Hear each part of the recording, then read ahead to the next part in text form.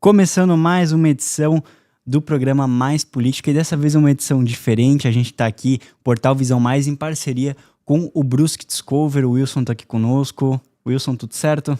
Tudo certo, Thiago, e a todos que nos acompanham. Vamos para mais uma entrevista, então, sobre política. Vamos lá, e hoje a gente está... E também a diferença é que dessa vez a gente está com o nosso convidado, ele está por videochamada. A gente vai falar hoje com o deputado federal Gilson Marques, do Partido Novo, que vai falar sobre diversos assuntos, desde o trabalho, a atuação em Brasília, até questões envolvendo as eleições desse ano, política.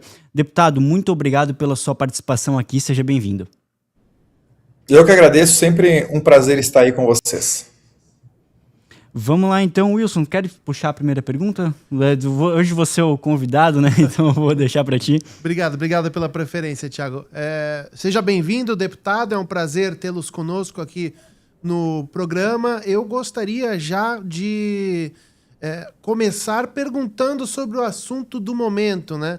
Na ala da direita não se fala em outra coisa, muitos consideram como se fosse o Dream Team, né, o time dos sonhos para as eleições de outubro. E recentemente, nos últimos dias, nós vimos um vídeo publicado em colaboração entre o pré-candidato Romeu Zema, do partido do senhor, e também o Flávio Bolsonaro, do PL, né? Uma espécie de tubo de ensaio visando uma possível chapa que está deixando muita gente de cabelo em pé, né? Gostaria de saber do senhor, como uma pessoa bem relacionada em Brasília também, que está aí vivendo diariamente os bastidores, o que as pessoas, sobretudo a ala da direita, e claro, essa informação também vai ser importante para pessoas do outro campo ideológico. Como está sendo vista essa questão dessa possível chapa entre o Flávio Bolsonaro e o Romeu Zema? O que é verdade, o que não é verdade, o que é fato, o que é especulação? Vamos lá, na verdade, o que é de verdade é sonho, né? Mas o mais importante é explicar o que é melhor, né? As pessoas, elas são muito emotivas quando se trata de eleição e, na verdade, isso é coisa de profissional e precisa fazer uma análise de dados. E a grande verdade é que hoje não se sabe qual é o melhor arranjo para vencer do PT, para ganhar do Lula. Lembra aqui que hoje o Lula controla 450 estatais, tem 40 ministérios, tem a imprensa comprada, faz 40 anos que ele faz campanha ou mais e dinheiro infinito. Sendo que ele ganhou do pai do Flávio, ganhou a última eleição, recém saindo da cadeia. Então, evidentemente, ele está hoje muito mais forte. Então, a gente precisa avaliar qual é a melhor estratégia para retirar ele do poder. E aí tem, de uma maneira simples, duas formas, dois planos. O primeiro plano é se juntar todo mundo, fazer uma união de direita, é o que emocionalmente a maioria das pessoas quer para fazer esse enfrentamento do Lula. E o vice perfeito do Flávio seria o Zema, e assim como o Flávio é o vice perfeito do Zema. O Zema vice perfeito do Flávio, o Flávio vice perfeito do Zema. Lembro aqui que o Tarcísio seria muito bom que estivesse nesse time, a princípio ele deve estar, mas ele não renunciou, então não tem como ser ele, apesar dele estar no estado mais populoso do país, mas o segundo estado mais populoso do país é Minas Gerais, que o Zema ganhou no primeiro turno. Então é espetacular. E além disso, ele traz todo um modelo de gestão do Novo, da iniciativa privada, trouxe investimento, conseguiu curar Minas Gerais do câncer que foi o PT nos anos que antecederam. Só que aí o que acontece? Numa eleição de primeiro turno de união da direita, tanto faz o arranjo e o número de candidatos, nós enfrentamos algo que é muito alto no Brasil, que se chama rejeição. Tanto o Lula como o Bolsonaro têm alta rejeição. E tem muita gente que, por exemplo, vota no Lula porque tem rejeição com o Bolsonaro, assim como tem gente que vota no Bolsonaro porque tem rejeição com o Lula. A partir do momento em que você tem um outro candidato, por exemplo, o Romeu Zema, as pessoas não precisam necessariamente votar no Lula porque não gosta do Bolsonaro, porque não vai com a cara do Flávio Bolsonaro. Temos o Romeu Zema, esse cara deixa de votar no Lula e vota no Romeu Zema, assim como eventualmente pode votar em outro candidato do mesmo espectro político, ou um pouco menos, ou um pouco mais. E aí você força que haja segundo turno. Você empurra essa eleição para o segundo turno. Diferente de se você concentrar esforços de uma união direita no primeiro turno. Você corre o risco de sair uma eleição de um vencedor ainda no primeiro turno. No segundo turno, sim, a união da direita é imprescindível. Todo mundo que não quer o PT, o presidente Lula, tem que se unir num objetivo comum para ganhar a eleição. No primeiro turno, não se sabe hoje de certeza, conforme as pesquisas, enfim, se é mais vantajoso o Romeu Zema já se unir hoje, ou o Flávio já se unir hoje, ou o Caiado se unir hoje, ou se participarem da eleição de forma separada no primeiro turno. Há meses atrás, o Romeu Zema fez uma conversa diretamente com o Jair Bolsonaro e, na época, a estratégia até então é lançar o maior número de candidatos à direita em primeiro turno. E aí viria Romeu Zema, viria o Caiado, viria o Ratinho. Essa estratégia já se frustrou porque, por exemplo, o Caiado e o Ratinho são do mesmo partido e sobrou só o Caiado porque o Ratinho não renunciou, assim como o Eduardo Leite, a mesma coisa. Então, o Romeu Zema, ele está muito bem posicionado e a gente tem que fazer uma conta muito grande para ver o que vale a pena. Fora isso, esse convite formal do PL, do Flávio, ele não veio ainda. Existem alguns articuladores, rádio corredor, conversas paralelas, se fosse para aceitar, enfim, essa decisão dentro do partido e nem pelo Romeu Zema foi deliberada. O que aconteceu é que o Zema convidou o Flávio para ser vice e a gente não teve essa resposta ainda.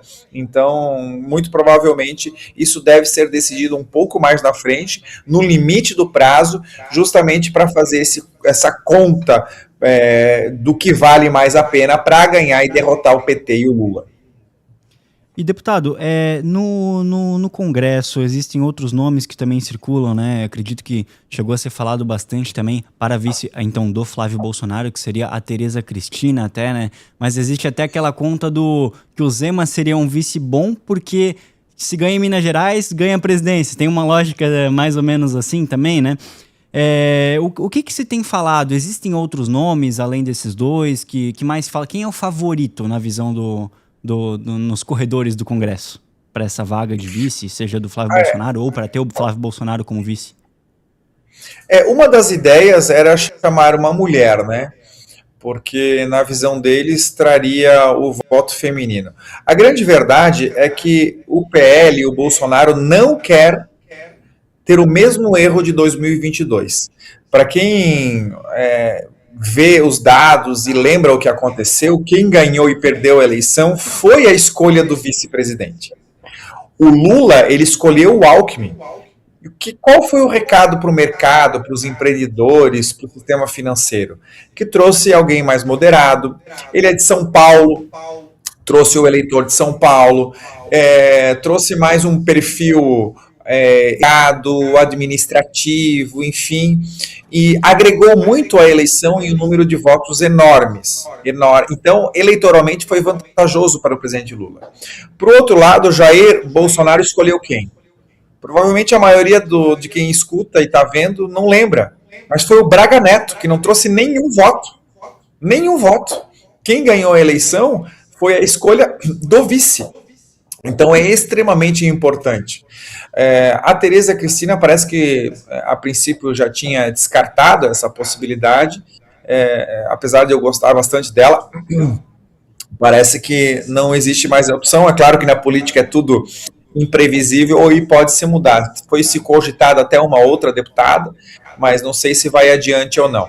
A grande verdade é que o desafio do Zema é de que o centro, os partidos de centro e até uma ala menos ideológica do PL quer alguém mais do sistema, quer alguém mais do centrão, quer alguém de confiança do Valdemar e mais próximos a essa política tradicional que, obviamente, o Zema não compactua e não faz parte. Então, nós e o Zema tem uma certa resistência desses partidos do Centrão que até ameaçam algum tipo de motim ou de sair de qualquer tipo de apoio futuro e tal. Então, na verdade, o sonho deles é ter uma mulher, ter o Centrão próximo e ter o Romeu Zema. Mas aí é pedir demais e não sei se vai se conseguir chegar nesse arranjo e agradar todo mundo e ver se todo mundo deixa um pouquinho de ego para trás, o que efetivamente é necessário para derrotar o PT. Deputado, essa resposta que o senhor acabou de nos dar me rememora uma análise que eu ouvi há alguns dias de um marqueteiro político, justamente analisando este vídeo que foi postado do Romeu Zema e do Flávio Bolsonaro sobre um outro viés, né? Ele coloca sob duas perspectivas. Uma é o fato de um candidato-chave em Minas Gerais, porque historicamente, como o Thiago Facchini disse, quem ganha em Minas Gerais ganha a eleição presidencial, mas outra ótica é se talvez não fosse melhor ter um candidato mais moderado, mais, como o senhor disse, aliado ao establishment, ao sistema, né? Então, quais dessas duas óticas, na visão do senhor, é a mais acertada hoje, olhando como um filiado do Partido Novo? Ter a força da direita concentrada nessa chapa, duas pessoas aguerridas, Flávio Bolsonaro, Romeu Zema, com opções bem firmes, né? Um discurso bem à direita mesmo, ou ter uma vaga um pouco destinada de vice a alguém mais da centro-direita, alguém com um discurso mais moderado, mais do sistema, como o senhor mesmo disse. O que hoje lhe soa mais bem? Depende do outro concorrente. Se Caiado manter a candidatura, e se ela vingar, porque ela não pode ficar em 2%, né?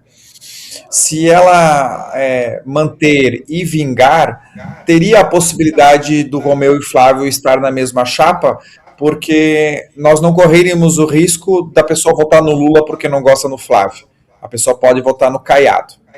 O problema é se o Caiado não disputar ou se a candidatura dele não vingar, assim como de outros do mesmo espectro. Se for irrelevante ou não vingar, é importante o Romeu Zema ser uma alternativa para ter, além dos votos dele ideológico, ter esse primeiro voto, ter o voto de convicção, pegar toda essa gama enorme de pessoas de rejeição de ambos os lados, que é grande, para votar em Zema ao invés de votar no Lula. Então, nesse formato, é importante a candidatura do Romeu Zema. E acho que nós estamos nesse ponto. Agora, se tiver outras candidaturas, elas forem viáveis, vingarem, forem até o final, não tem problema, não tiver esse risco de voto de rejeição muito alto, aí é possível, ou seria possível eleitoralmente, essa união em primeiro turno. Lembra aqui, vou repetir, em segundo turno, isso não é uma discussão. É preciso todo esse pessoal se unir o máximo possível, mesmo aqueles que a gente não gosta tanto, com uma certa restrição, engolir com farofa, porque é muito difícil algo pior do que o PT e o Lula em mais um mandato. Deputado, para a gente poder mudar o assunto, então, nós gostaríamos de abordar outros assuntos referentes ao seu trabalho em Brasília também. Apenas um pinga-fogo para a gente ter tanto o corte das redes sociais e também a nossa manchete. Hoje, está mais para sim, Romeu Zema como vice de Flávio Bolsonaro ou vice-versa, ou mais para não? Caramba, falta ele convidar, né? Entendi. Eu acho que Na minha opinião, tá mais para sim, até para ter, seria ótimo e fácil, né? Emocionalmente, para Santa Catarina, o Adriano já tá com o Jorginho, tem muitos prós ou contra, né? Mas eleitoralmente seria muito mais fácil, melhor, sem contar que a gente estaria dentro dessa quimera enorme, podendo contribuir, ainda discordando pontualmente sobre uma coisa ou outra, mas é óbvio que quando você coloca a mão no volante, existe uma possibilidade, uma probabilidade melhor de botar o veículo aí, o navio enorme que a gente tem desse Brasilzão no caminho certo. Uhum. Okay. Deputado, agora eu quero falar, eu ainda vou seguir um pouco ainda nessa seara das eleições, mas agora eu quero falar do deputado federal Gilson Marques, né? Todo mundo sabe, isso é público, que o senhor tinha uma intenção de concorrer ao Senado, né? Até o que o senhor veio para Brusque esses tempos, a gente falou um pouco sobre isso, mas a gente vê um cenário bem congestionado do Senado aqui em Santa Catarina, tem Carlos Bolsonaro, tem Carol Detoni, Espiridião Amin, enfim... o senhor vai mesmo à reeleição, isso na Câmara Federal, isso já está garantido, ou o senhor ainda mantém uma esperança de uma mudança no cenário das candidaturas que já existem hoje para viabilizar uma candidatura ao Senado do senhor do Partido Novo? Essa pergunta é bem legal, obrigado pela oportunidade, mas eu vou explicar e para Brusque é fácil de entender. Em 2022 eu já queria ter participado da eleição para o Senado, e o partido me deu uma data limite para eu escolher. No dia da data limite, o Luciano Hang era candidato ao Senado. E óbvio que eu não queria participar da eleição com o Luciano, porque todo mundo sabia em Santa Catarina que se o Luciano Hang disputasse a eleição, ele iria ser eleito. E é mais ou menos o que tem acontecido hoje. Eu não vou cometer esse mesmo erro. Eu quero saber qual é o cenário no dia antes ou no dia para saber se vou ou não disputar o Senado. Hoje nós temos 3 candidatos. A mim, com 80 anos, que vai à reeleição por um mandato de 8 anos. A Carol Detoni, que resolveu o problema partidário dela, a princípio, nos últimos 30 dias, porque ela tinha sido cortada, voltou atrás, enfim. O Carlos Bolsonaro, que nem de Santa Catarina pinçou um estado e vem aqui disputar a eleição. Que, inclusive, o judiciário... todo mundo sabe que nem precisa de motivo, pode cortar ele de uma eventual candidatura, assim como fizeram com o Moro em São Paulo. Nessa situação de os 3 mantiverem a candidatura, eu não vou disputar o Senado. Porque, além de eu não me eleger, vai eleger o Décio Lima, que é o senador do PT.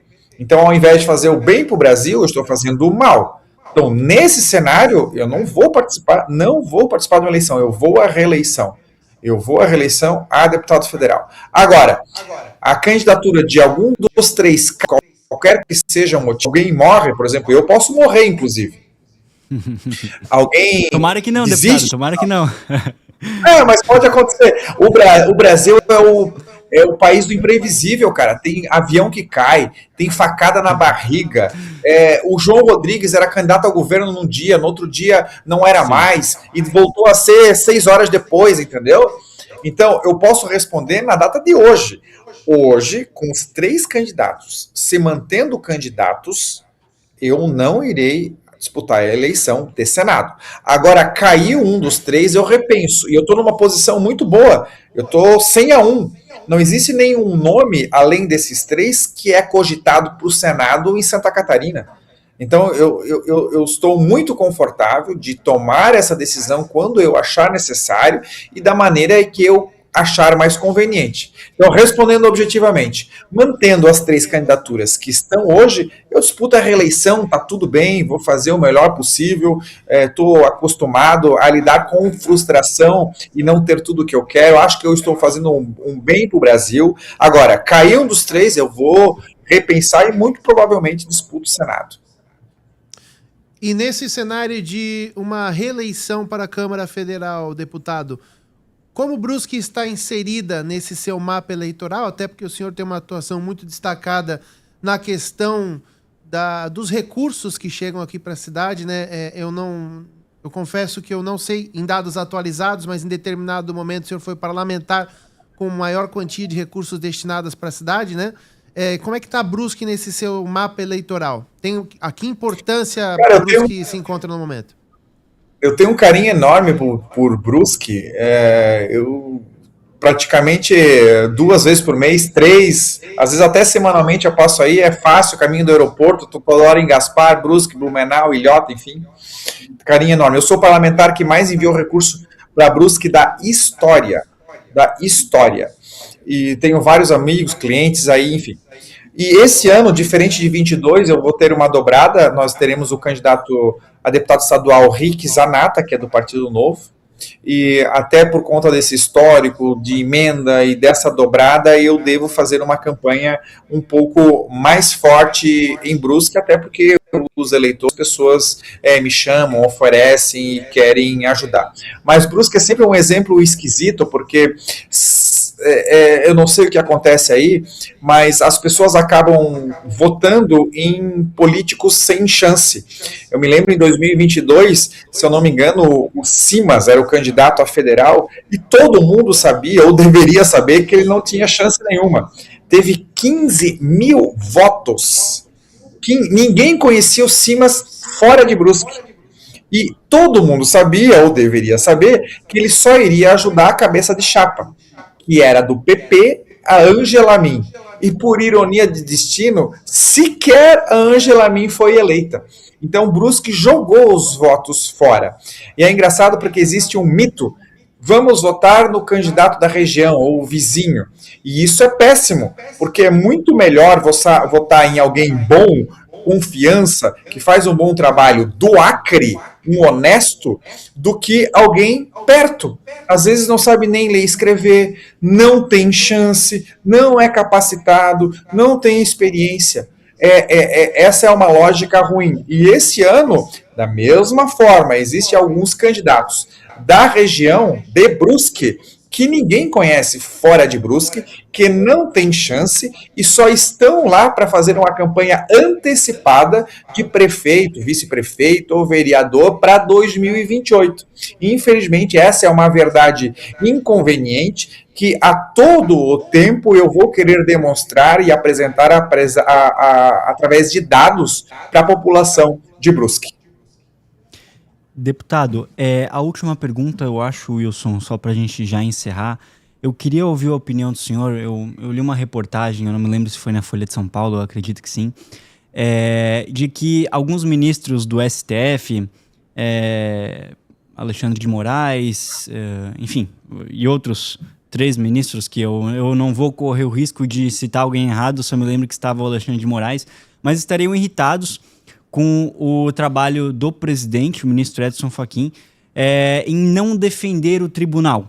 Isso demonstra, na minha visão, uma postura até corporativista desses ministros, né? E a gente vê o envolvimento deles, citações pelo menos, enfim, envolvimento deles em escândalos, como é o caso do Banco Master, né? Que está sendo muito citado aí em Brasília. Eu queria saber o que o senhor pensa sobre isso, essa postura corporativista do STF e também esse envolvimento, essas citações, menções de ministros do STF em escândalos.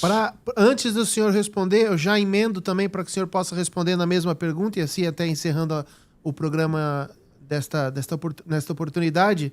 Hoje em Brasília ainda se discute a queda de algum dos ministros que estão sendo citados constantemente na questão do Banco Master, ou isso é uma ilusão? O eleitor, o cidadão brasileiro pode esquecer disso? Como é que é essa questão, deputado? Vamos lá. Achar que o STF é corporativista, isso é um mínimo. Talvez hoje seria só uma crítica construtiva. O horror é tão grande, o cometimento de abusos e crimes e imoralidades é tão gigantesco que corporativista é nada, é quase que um elogio. Isso é normal historicamente. Eles só são em 11, hoje 10, e obviamente se protegem.